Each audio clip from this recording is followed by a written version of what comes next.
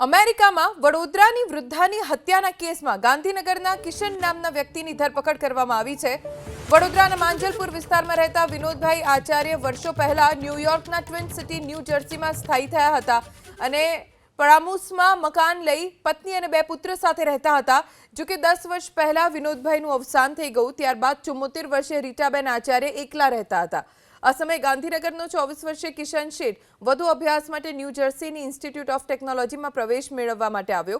ભાડાના રૂમની શોધ કરતા કિશનને રીટાબેનનો સંપર્ક થયો। ગુજરાતી હોવાથી રીટાબેને 1.5 વર્ષ પહેલા તેને એક રૂમ ભાડે આપ્યો, પણ સોમવારે 4 વાગે રીટાબેન ઘરમાં સોફા ઉપર મૃત હાલતમાં મળી આવ્યા। પેટમાં ચપ્પુના ઘા વાગ્યા હતા અને પુષ્કળ લોહી વહી જતા તેમનું મોત થઈ ગયું, જેથી પોલીસે ઘરની આસપાસના સીસીટીવી કેમેરાની તપાસ કરતા રીટાબેનની કાર લઈને કિશન ભાગતો હોવાનું નજરે પડ્યું।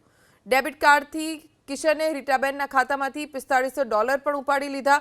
પરિણામે પોલીસે કિશન શેઠ ઉપર હત્યા અને લૂંટનો આરોપ મૂકી શોધખોળ શરૂ કરતા બેડગે કાઉન્ટી પોલીસે હત્યારા કિશનને ઝડપી લીધો।